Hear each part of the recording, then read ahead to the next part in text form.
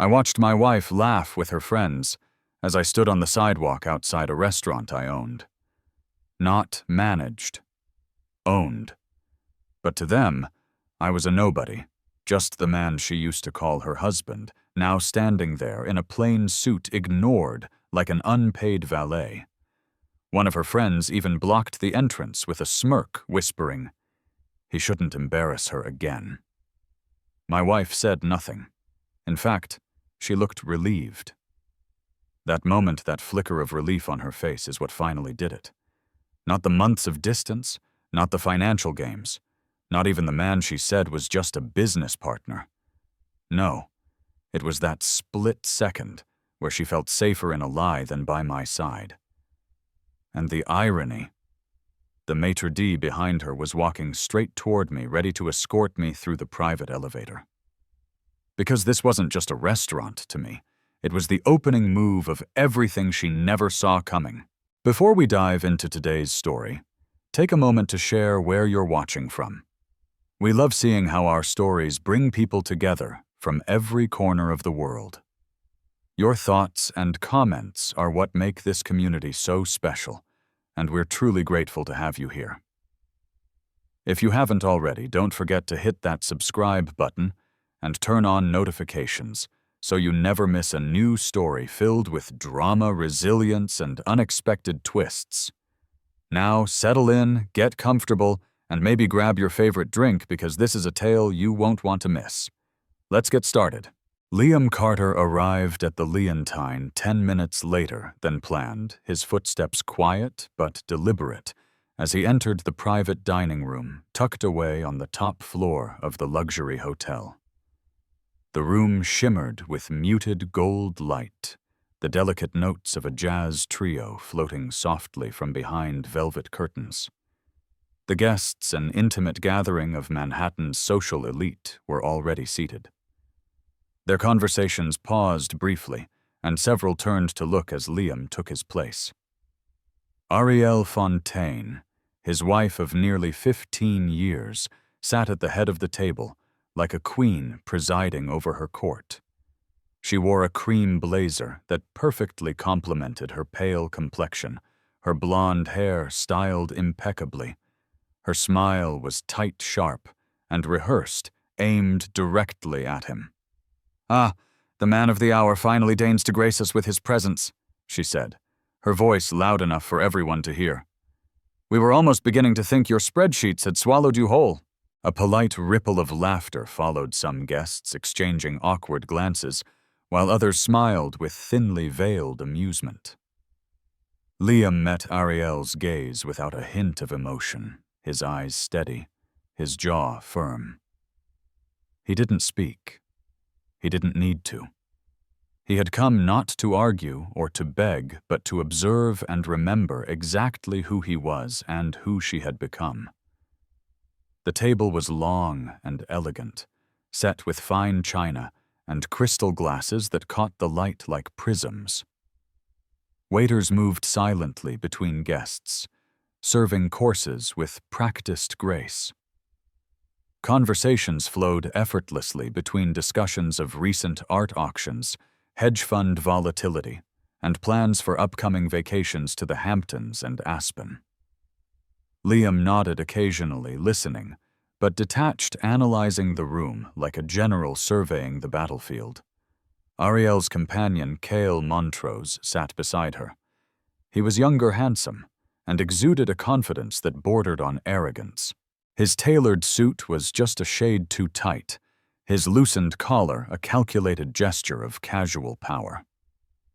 Liam's mind flickered to the security footage he had watched earlier that week, Ariel and Cale sharing a kiss in the elevator, the kind of kiss that spoke louder than words ever could.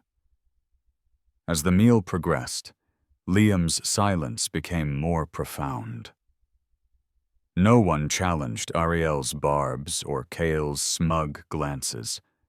He wasn't the man they thought he was, the quiet husband, the unassuming contractor who kept his head down and focused on building. Tonight, Liam was something else entirely, a man quietly reclaiming the ground beneath their feet. When the dessert course arrived, crème brûlée caramelized to perfection, strawberries glistening with sugar, Ariel turned toward Liam with a cold, practiced smile. "Sweetheart," she said, her voice carrying effortlessly across the room. "Why don't you let Dad take care of the bill tonight? This place might be a little beyond your reach." The room fell into stunned silence. Forks paused mid-air. Even the jazz musicians seemed to falter in their rhythm. Some guests exchanged looks of surprise, unsure whether Ariel was joking or serious. It wasn't a joke. Liam's eyes locked on hers. "Sure," he replied softly. A server approached with a leather check folio, but instead of a bill inside lay a tablet asking for a signature. The maitre d', a tall man with silver hair and impeccable manners, stepped forward and addressed Liam directly. "Mr. Carter," he said, bowing slightly, "it's always an honor to have you dine with us. Would you prefer the executive kitchen update emailed or printed?" The question hung in the air like a guillotine's blade. Ariel's smile vanished instantly, replaced by shock. Kyle's confident expression cracked for a brief moment. Whispers began circulating around the table. "Mr. Carter, owner. Executive kitchen update."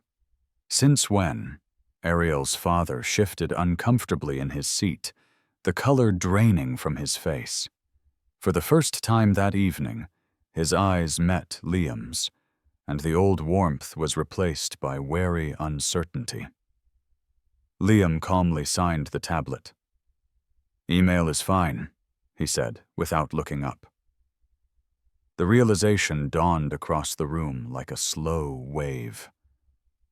Liam Carter did not just frequent this restaurant. He owned the entire establishment. The power dynamic shifted irrevocably in that instant. Without another word, Liam stood. The guests parted respectfully as he made his way to the door, each step measured and unyielding. Ariel sat frozen, her hand clutching the edge of the table, as if anchoring herself to the moment, unable to comprehend the revelation fully. Outside, the cool New York night air hit Liam's face.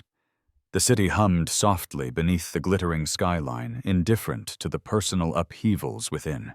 He allowed himself a brief moment of stillness. No anger. No bitterness. Just quiet resolve.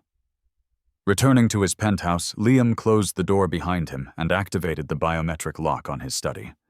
The room was dim, lit only by the soft glow of his computer monitors.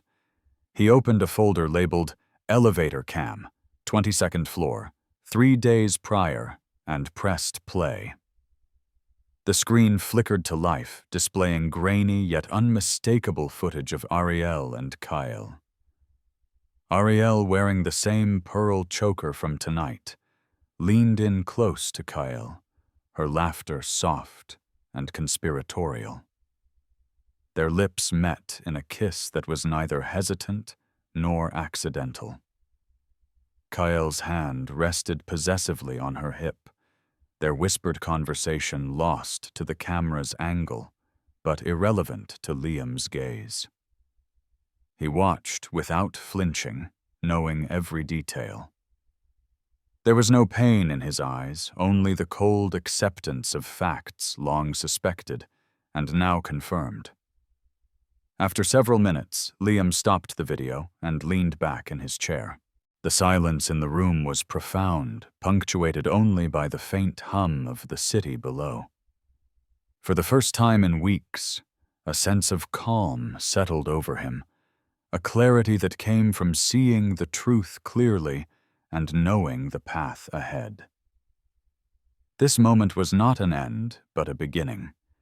The beginning of a reckoning that would unfold with precision and patience. And Liam Carter was ready. The penthouse was quiet the next morning, the kind of silence that felt less like peace and more like a paused storm. Ariel Fontaine moved through the kitchen with practiced ease, hair wrapped in a silk towel, a navy robe trailing softly behind her. She kept her face carefully neutral, as if the events of last night were nothing more than a forgotten interruption in an otherwise perfect life. She was sipping espresso, the aroma filling the space, but her eyes never met Liam's. The distance between them was measured in cold calculations. Liam sat at the far end of the marble island, a tablet glowing softly before him. He wasn't really reading the financial reports. Instead, he was watching Ariel, observing. Not with resentment, but with precision. Every twitch, every subtle movement was a piece of the puzzle he'd been piecing together for months. Going out, he asked quietly, not looking up. She glanced at him briefly, lips pressed thin. Brand meeting in Tribeca. We're restructuring the Fontaine line. Forward momentum as always. He nodded. Wear the cream blazer. Her eyes narrowed just a fraction. Why looks better with your skin tone, he said evenly. Ariel's face twitched, a flicker of something unspoken that she buried beneath a mask of indifference. Then she was gone, her footsteps fading as she disappeared into the elevator. Liam waited 30 minutes before moving. He rose and walked toward her dressing room, a sanctuary of glass and marble tucked away behind the master bedroom. The room was immaculate, every shoe perfectly aligned, every dress hanging with military precision. Climate control maintained the perfect temperature. Soft lighting highlighted the colors and textures like a boutique. He opened a lacquered drawer beneath the perfume shelf, fingers tracing the polished wood, until he found it a small black phone worn at the edges from frequent use.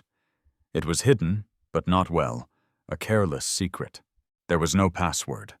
The screen unlocked instantly. What he found wasn't shocking. It was confirmation.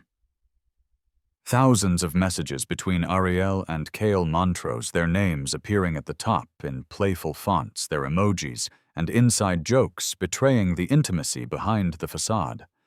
There were private calendars filled with meetings and weekend getaways, Uber receipts, hotel bookings, flight confirmations, even spreadsheets.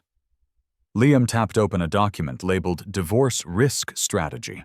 The opening line read, Target Timeline, File by June, Push for No-Fault Narrative, Leverage media to control optics, Use financial ambiguity, Emphasize emotional abandonment. Another folder contained detailed property maps and executive bios, documents she had stolen from his business accounts. It was a blueprint for destruction and a roadmap for escape. Liam didn't flinch. He didn't scroll through every message. Instead, he took photos of the screen with his own device, then emailed a locked zip folder to Harlan Pierce's secure server. The final image was a text from Cale Aspen next weekend. You need the break. Liam's clueless. Liam smiled grimly. He owned that Aspen chalet purchased years ago through an offshore trust. The following days passed in a blur of quiet planning. Ariel left early for her wellness retreat without disclosing the location. Liam didn't ask. She flew with Kyle on a private jet to Eagle County Airport, where a snow-shrouded modern cabin awaited them. Floor-to-ceiling glass walls framed the pine-covered landscape. The custom fireplace, the stone hearth, even the monogrammed Scotch decanter, all belonged to Liam. Kyle was living in his home, laughing in his bed, wearing his robe. Back in Manhattan, Liam monitored a bank of screens from his Aspen control room, a converted walk-in closet outfitted with 4 monitors. The interior cameras initially installed for insurance purposes now served a different function. He watched them dine, saw Kyle joking about guys who build towers, but never occupy the penthouse. Ariel laughed along. Later, Ariel stood in the master bathroom applying lipstick. You think he suspects anything, she asked. Kyle smirked. He's a spreadsheet in human form. That's the only reason we've made it this far. Liam closed the video feed, his expression unreadable. The truth was laid bare, and now the game would begin. Back in New York, Liam flew to Aspen unannounced, arriving while Ariel and Cale were skiing. Wearing gloves, he entered the house quietly, leaving a small, handwritten note tucked in the nightstand drawer. Some houses look like freedom, but they belong to someone else. Returning to Manhattan, Liam prepared for the next phase with calculated patience. Days later, Ariel returned home glowing from the retreat. She kissed Liam on the cheek, an act so casual it nearly fooled him. "You're up early," she said. "Work's good," he replied. "That's great." She paused, studying him as he stirred his coffee. She couldn't tell that beneath his calm exterior, everything had shifted. He had seen what he needed to see, heard what he needed to hear, confirmed what he needed to prove. In his quiet study, Liam sifted through stacks of documents, emails, and recordings. Every indiscretion, every secret meeting, every financial maneuver was catalogued. He had spent months building this case not for revenge, but for reclamation. The irony was not lost on him. Ariel had built her life on the assumption that he was oblivious, slow to react, emotionally numb. The truth was, he was neither blind nor indifferent. He was simply waiting for the right moment to act with precision, waiting to dismantle the carefully constructed illusion before her eyes, waiting to reclaim everything she thought she could take without consequence. Liam Carter was a man who knew the price of silence and the power of knowing when to speak. The morning sunlight crept softly through the floor-to-ceiling windows of Liam Carter's penthouse, casting long shadows over the polished marble floors. Inside his home office, the hum of the city below was a distant whisper compared to the quiet storm raging within him. Liam sat behind a sleek glass desk, poring over thick stacks of legal documents and financial reports. His gaze was steady, unflinching, absorbing the intricate details with methodical precision. This was no longer a matter of emotion. It was a calculated war. For months, he had watched Ariel Fontaine and Kyle Montrose weave their web of deception, a betrayal not only of their marriage vows, but of everything Liam had painstakingly built. The text messages, secret meetings, and financial manipulations were now laid bare before him, ready to be dismantled piece by piece. And now the time to act had come. A sharp knock interrupted the silence. Harlan Pierce, Liam's trusted attorney, entered, carrying a thick binder of evidence. He was a man who understood the battlefield of corporate and family law, a predator who moved unseen, but struck with lethal precision. "Everything is proceeding as expected," Harlan said, sliding the binder across the desk. "Her team tried to freeze joint assets this morning. We countered within minutes. Half of the holdings are now firmly secured in your name under protected trusts." Liam's eyes scanned the documents. Trust agreements, offshore accounts, irrevocable transfers, all executed with the kind of foresight that only years of experience could grant. "What about Kyle?" Liam asked. Darius Kincaid. Liam's head of security and former operations officer appeared behind Harlan, handing over a USB drive. "We've traced Kyle's financial footprint," Darius reported. "No assets under his name. All expenses funneled through Ariel's accounts. Several failed startups. Identity inconsistencies. There's sufficient evidence for a fraud inquiry." Liam nodded, absorbing the information without emotion. "Is he dangerous?" Darius hesitated before replying. "Not physically, but mentally unstable. Narcissistic, reckless, a long con player who burns out." Harlan added, "Ariel's legal team is trying to portray emotional neglect as the cause of your marital breakdown. It's a narrative to control the optics." Liam's voice was cold and measured. "Then we control the optics." Harlan smiled grimly. "Already in motion. We have a full strategy, legal, financial, and public relations. We're inoculating your reputation against any attacks." Liam stood straightening his cuffs. "Let her host her gala." The charity gala was Ariel's attempt at reclaiming her place in the city's elite social fabric. The event, scheduled at the exclusive Vitrin Loft in Tribeca, was billed as a fundraiser for women's wellness initiatives. Invitations were sent, sponsors secured, and the press alerted. The evening was designed to showcase Ariel's strength and influence, a public spectacle of glamour and generosity. 2 days before the event, Ariel received an unexpected phone call. Ms. Fontaine. I'm sorry to inform you, but due to a licensing conflict with our insurance provider, we must cancel your event. Her voice sharpened. What do you mean, cancel?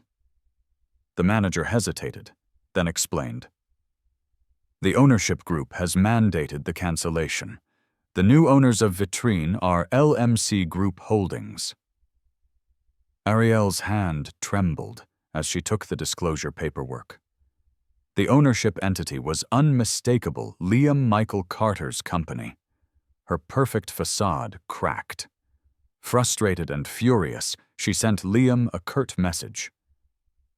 Did you do this? Liam saw the message, but left it unread. Later that evening, Kael stormed into Ariel's penthouse, visibly agitated. You said he was weak, Kael growled, swaying slightly from the alcohol. He was, Ariel admitted, lighting a cigarette, an old habit she'd abandoned, but now returned to in desperation. But he's always been 10 steps ahead. Kael paced angrily. How does he keep getting ahead? We planned everything so carefully. Ariel's gaze hardened. Because he's not just planning, he's watching. The night of the gala arrived like a storm. The Vitrine Loft was transformed into a dazzling spectacle of elegance. Guests arrived in black tie and evening gowns, the city's power brokers and social influencers mingling beneath sparkling chandeliers. The air buzzed with anticipation, but none felt the undercurrent of impending upheaval like Ariel. She appeared radiant in a backless silver gown, her smile bright but brittle. Cameras flashed, capturing her every move, unaware that the true spectacle was yet to unfold. Liam entered with Sloan Yamada, his design consultant and closest confidant. Sloan's presence was a study in calm confidence, her understated elegance and quiet strength a stark contrast to Ariel's calculated charm. The subtle shift in attention was palpable, a silent testament to changing allegiances. As speeches commenced and toasts echoed through the loft, the rooftop screens suddenly flickered to life. A hush fell over the crowd as footage began playing a candid, unfiltered look inside the Aspen chalet. The video showed Ariel and Kael laughing conspiratorially, their voices clear as they plotted their moves. Ariel's words were sharp, dripping with contempt. He's too dull to see it coming. Kael's smirk was cold. We got him slow. Take half. Leave him with the shell. Gasps rippled through the guests. Smartphones emerged, recording the scandal in real time. The carefully curated image of Ariel shattered in a heartbeat. Ariel stood frozen eyes wide, hands trembling. The crowd's eyes shifted from her to Liam, whose expression remained stoic. Sloan leaned in and whispered, "You didn't flinch." Liam's gaze stayed fixed on the distant skyline. You can only lose what you never truly owned. Behind the scenes, the fallout was swift and merciless. Sponsors quietly severed ties with Ariel. The Fontaine family's offices issued terse statements refusing to comment on the scandal. Ariel's publicist stopped returning calls. The empire she had so carefully built was crumbling under the weight of its own deceit. Kael's social media accounts vanished. He was erased from the exclusive circles he had once sought to dominate. The scandal was more than a public humiliation. It was a dismantling of their entire world. Liam, ever silent and composed, moved forward with renewed purpose. The smiling war, the battle of calculated calm against reckless arrogance had begun. And Liam Carter was already winning. It started with whispers, barely audible shifts in tone at the gala that followed Ariel's letter. People didn't know yet. Not officially. But there's something in the way people with power sense imbalance. They smelled a change before it ever hit the papers. The event was hosted at the Glass House, a venue I once helped design when we were still a team. Ariel arrived first, fashionably late, arm in arm with Kael. His posture was smug lips curled with the kind of victory only men who think they've won prematurely carry. I stood near the raised bar mezzanine, a vantage point by design. From there, I could watch her. Not in bitterness, but as a final study. She wore a structured black gown, hair sleek, makeup severe. She looked powerful, cold, sculpted for the cameras that followed her. And yet when her eyes met mine across the room, something faltered. Her grip on Kael's arm didn't loosen, but her jaw did. Her tongue moved as if forming words she wouldn't say.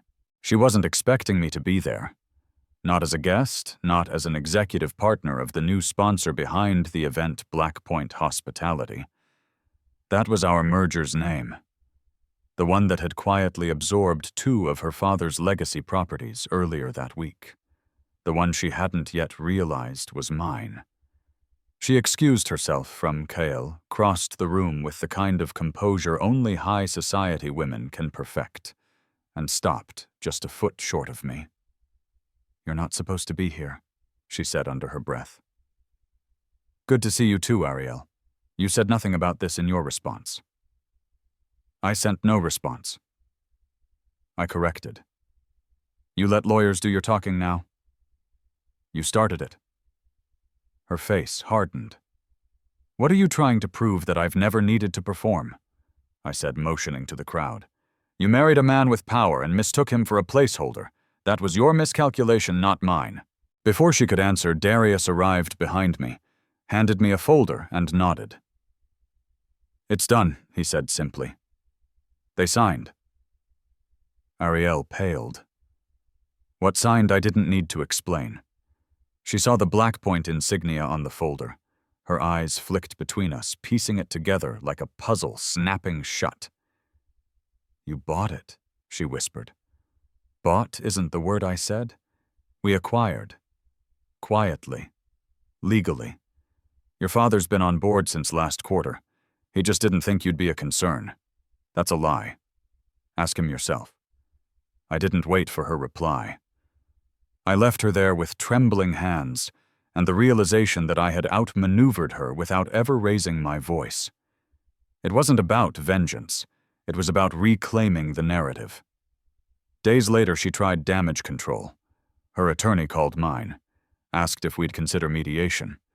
Not for the assets, those were largely untouchable now, but for the reputation clause.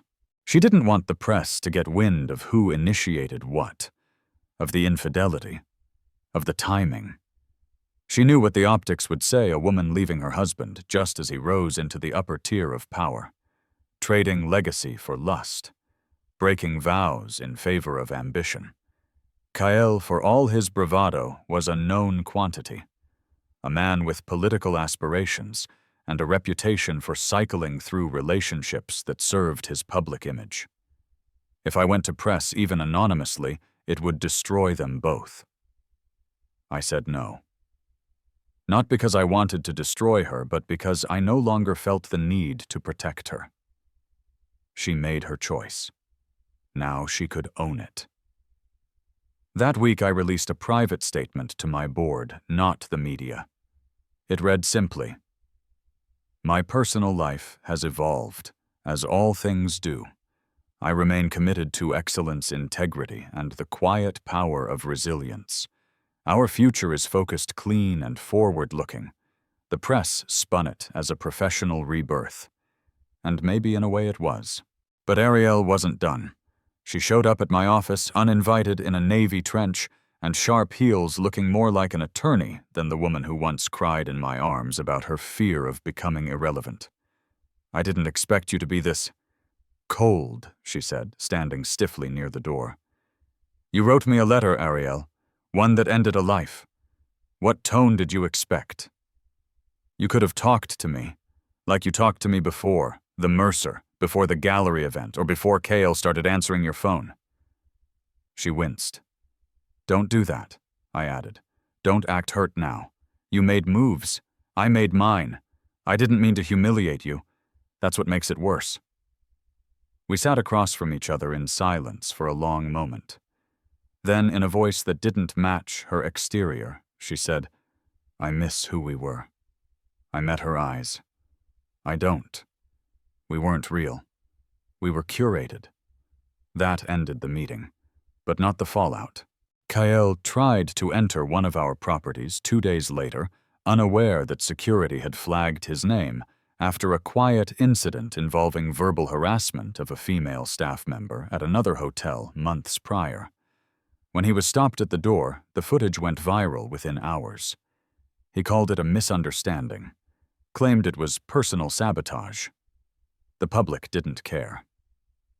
What they cared about was the woman behind him, Ariel, turning to the guard and whispering something that looked suspiciously like, "Let's go."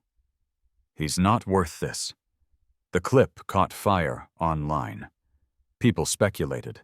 DMs flooded her old posts, half called her heartless, half applauded her for escaping a narcissist. Kyle went silent after that. And Ariel. She stopped posting entirely. One day, weeks later, I passed by a small bistro in Soho and saw her sitting alone, no makeup hair undone, coffee half drunk, looking out the window like the world had finally caught up with her. She didn't see me.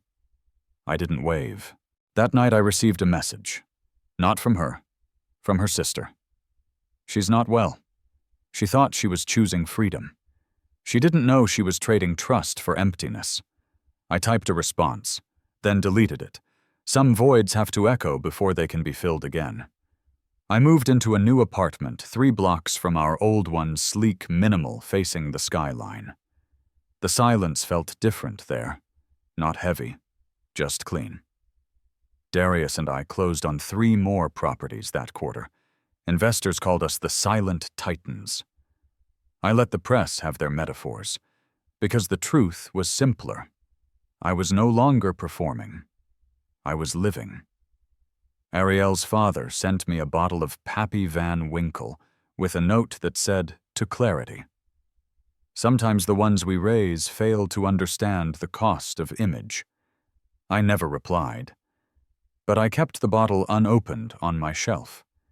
Not as a trophy, as a reminder of who I'd become when no one clapped, when no one noticed, when the applause belonged to someone else, but the foundation came from me.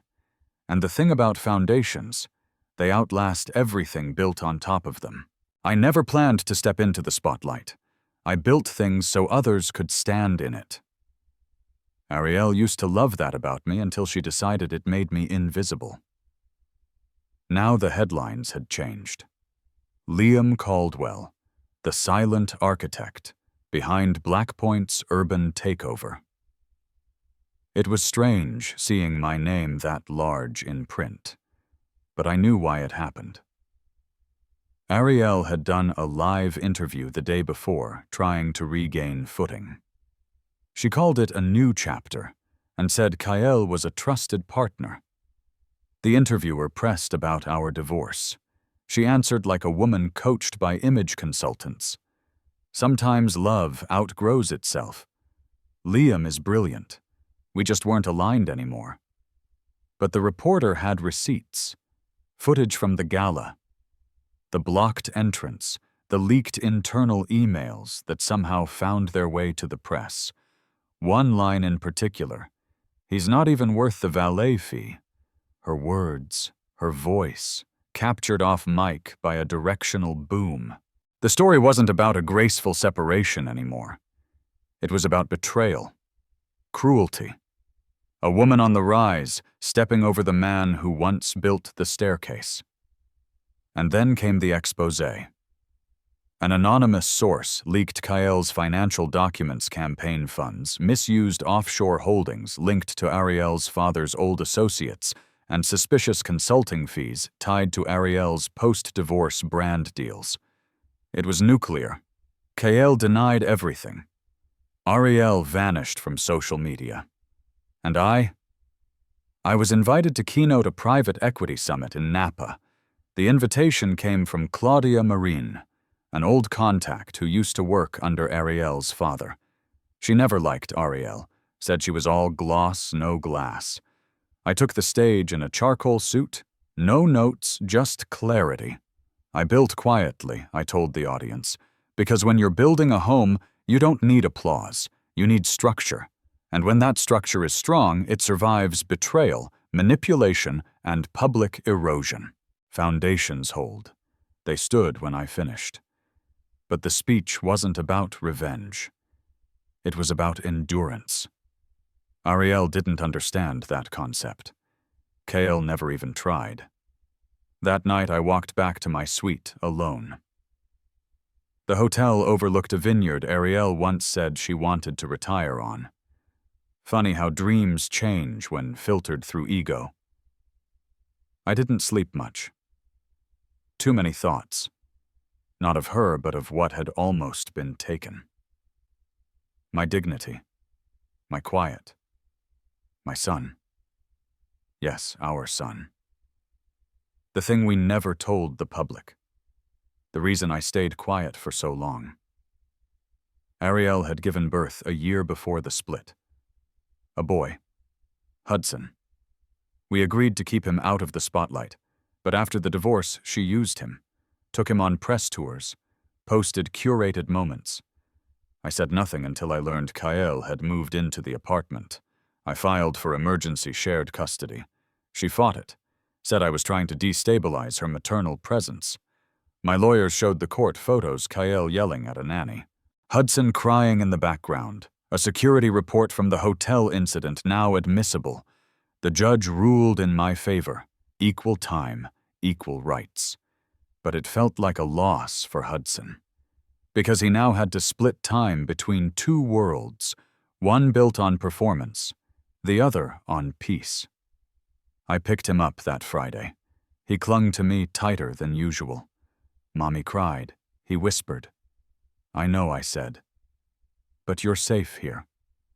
We spent the weekend in the mountains, no phones, no noise, just father and son, firewood and cocoa. A simple life she never craved. Back in the city, things were unraveling fast.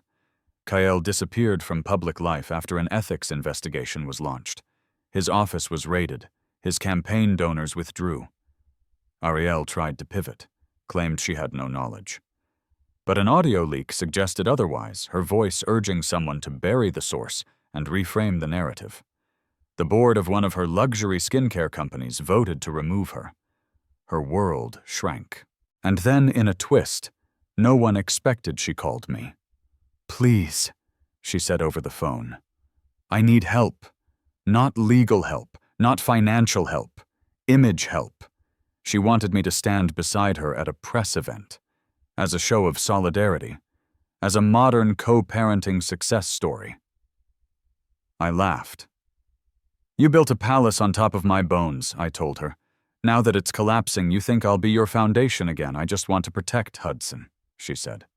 No, you want to protect you. I'm drowning. Then learn how to float. And I hung up.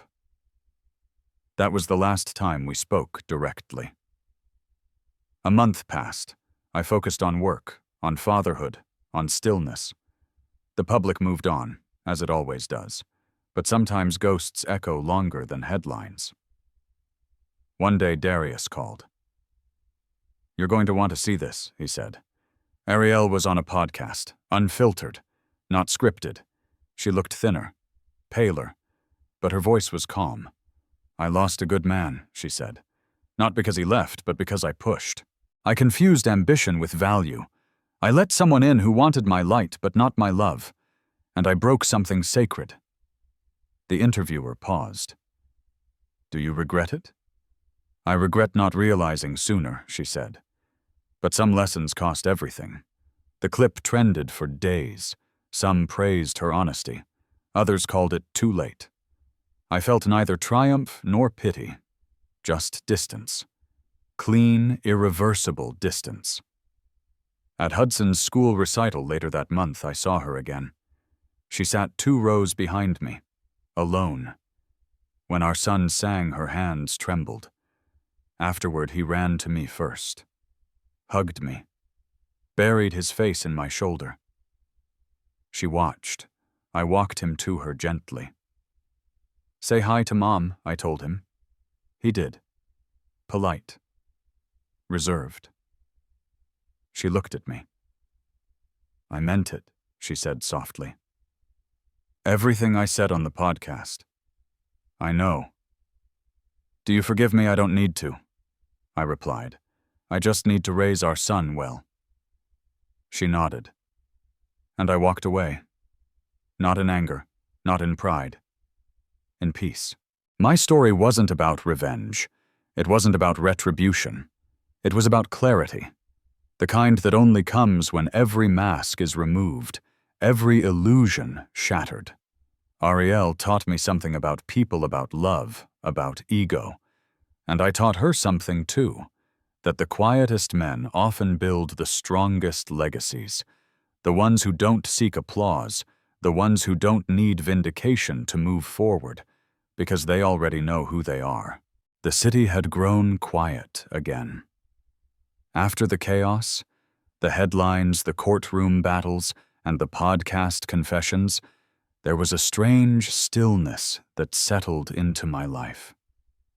Like the air after a storm, damaged but breathable. I hadn't heard from Kyle since the ethics probe ended his career. He never issued a formal statement, never apologized, just vanished. The last I heard, he sold off his penthouse and retreated to Europe. Some whispered about a discreet rehab stint. Others said he was writing a tell-all memoir. I didn't care. Men like him needed an audience, and without one they withered. Ariel tried to rebuild. She attempted a rebrand, a quieter, more human image, less red carpet, more garden walks. But people weren't buying it. They didn't want to watch her heal publicly, not after what they saw. What really ended her public sympathy wasn't the affair or the betrayal. It was the mockery, the laughing with her friends, the blocking of the door, the look she gave me like I was less than a stranger. That look became her brand, and no PR team could wash it away. Meanwhile, I kept building. Not just properties, but routines, foundations of a new life. I picked Hudson up from school twice a week. We cooked dinners together, built model planes, and visited bookstores. He asked questions about the past sometimes in the cautious way kids do when they don't fully understand what they're asking. Why doesn't Mommy live here anymore? Because sometimes grown-ups need different homes to feel happy. Are you happy? I'm learning how to be. That was enough for him. He'd nod, then move on to Legos or cartoons. But I could see it in his eyes. He carried shadows. Not pain exactly, just echoes. I tried to be the quiet space he could always return to. One day my assistant knocked gently on my office door. You have a visitor, she said. She doesn't have an appointment, but she said it's personal. I already knew. Ariel. She stood in the lobby in a navy coat and no makeup, her hair pulled back. Simpler. Tired. Thank you for seeing me, she said, stepping inside. I didn't offer her a seat. She didn't ask for one. I'm not here to rehash anything, she began. I'm here because I owe you something. I said nothing. I've stepped away from the public side of things, she continued. I've dissolved the brand deals, pulled out of the partnerships. I want to focus on being a mother, not a name. I let the silence stretch. I've also signed the paperwork, she added, pulling out an envelope. I knew what it was before opening it, full custody waiver. She didn't want to fight anymore. I'll still see him, she said. Of course, but he belongs more to your world than mine. Her voice cracked slightly. You're the one who gave him stillness. I nodded. You're doing the right thing. She looked around my office at the clean lines and warm wood tones. You always built things like this. Quietly. Solidly. I just didn't understand it then. And now I envy it. That was the last time we stood in a room alone. A month later, Hudson moved in permanently. The first week he asked about his old room, his old routines. I told him they could stay in memory, but we'd build new ones here. He liked that. We planted a tree together in the backyard, a small maple. This one's ours, I said. Just you and me. He nodded. It'll grow big, right? Very big. I didn't cry then, but I did later that night in the dark, alone. Not for Ariel, not even for the past, but for the peace I finally felt, holding my son's hand under the soil. Darius came over one Friday for a drink. You're different now, he said. Quieter. I was always quiet. He smirked. No, I mean, settled. You're not carrying the weight anymore, because I stopped pretending it was mine to carry. He leaned back. You think she ever really loved you? I think she loved the idea of me, I said, of what I represented, of the security. But when she wanted more than that, more noise, more stage, she realized I wouldn't follow her into that spotlight. You could have. You've got charisma. You're good with people. That's not the same as wanting to perform. He nodded. Fair. Then he added, I always hated KL. Smug bastard. I laughed. You never said that. I did. You just didn't want to hear it. Maybe he was right. Maybe part of me always knew. Months passed. The world moved on. Hudson grew taller. I started sleeping better. One afternoon, while walking past a magazine rack at the airport, I saw Ariel's name again. A small headline bottom corner. Former socialite turned mental health advocate speaks on loss, growth, and accountability. I didn't buy it. Didn't need to. But I read the article online later out of curiosity. It was calm. Measured. No performance. She spoke about regret. About losing people not through accident, but through choices. About the price of chasing applause. There was one line that stayed with me. My silence now is louder than my old statements ever were. It was the most honest thing I'd ever seen her say. I didn't reach out, didn't send it to Darius, didn't save it.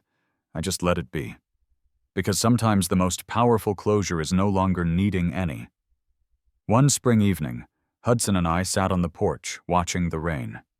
He was taller now, funnier, quieter in the way I'd been as a child. Do you miss Mom? He asked. I miss what I hoped she could be, I said. He thought about that. Do you think people can change? I think people can choose to. But does that mean they always do? No, I said. But when they do, it's usually because they lost something they can't replace. He leaned his head on my shoulder. We sat like that for a long time. The rain fell gently, and for the first time in years, I didn't feel like anything was ending. It felt like everything was beginning again, right from where it should. I used to think closure came with a bang, a confrontation, an apology, a grand gesture. The kind of scene you see in movies or read in books. But life rarely offers those moments. Instead, closure arrived for me quietly, without fanfare or dramatic revelations. It came one soft Sunday morning in April, with Hudson sitting at the kitchen counter, his legs swinging above the floor, munching on toast, and reading out loud from a book about space. He spoke about planets and moons, about distant stars and constellations. His voice was bright and full of wonder, completely absorbed in the story of worlds far beyond our own. No mention of courtrooms, betrayals, or press scandals, just pure, unfiltered curiosity and joy. I leaned against the counter, watching him with a calm I hadn't felt in years. Watching him rediscover the universe through innocent eyes reminded me of who I was before everything broke down, and all the noise of our lives drowned out the simple moments that truly mattered. It hit me then, not as a sudden revelation, but as a slow, deep realization that had been building for months. I'd made it out. I'd made it through the darkness and come to the other side. Not just out of a marriage that hollowed itself into spectacle. Not just away from a woman who chose applause over intimacy, but out of the version of myself that once believed silence was strength and tolerance was peace. Because I had tolerated a lot. The dismissive tones, the whispered laughter about my simple suits, the condescension wrapped in affection, I had let it all settle into our home, like dust, convincing myself it was love. But now I understood that what I thought was love was only endurance. I had endured too much, and now I was free. The new house I lived in wasn't grand, not in the flashy way. It sat atop a quiet hill surrounded by trees with wide windows and long shadows at dusk. There was no gate or guarded entrance, just a home where Hudson could leave his sneakers by the door and run freely in the backyard. Here I didn't throw parties or invite photographers. Just friends, family, and real connections. Darius came over often, sometimes with his wife, sometimes alone. He'd pour a glass of bourbon, and we'd sit outside by the fire pit, talking about things that mattered and some that didn't.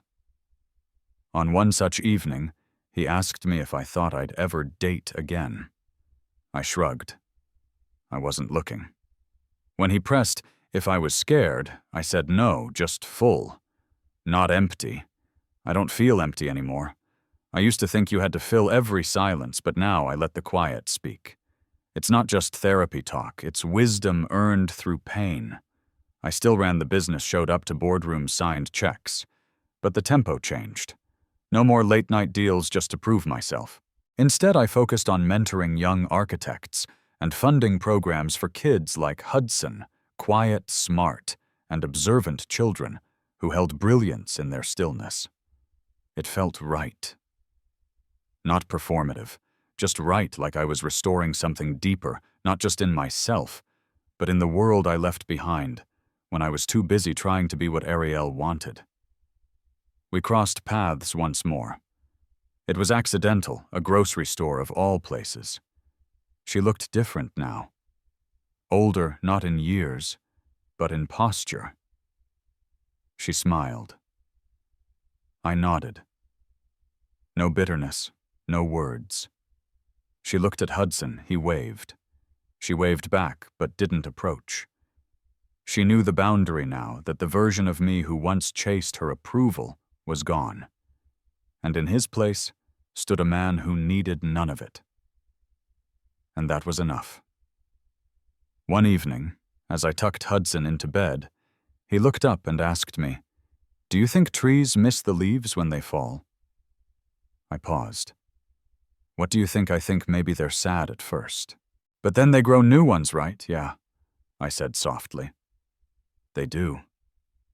He nodded and closed his eyes. I stood there for a while longer, watching the slow rise and fall of his breath.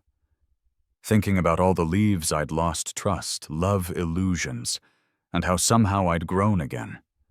Not despite the pain, but because of it. I kept one photo of Ariel, not from the red carpets or magazines, but from early on. She was barefoot in the kitchen, stirring soup, hair messy, laughing at something I'd said. That version of her before the spotlight, before the hunger for more, was real.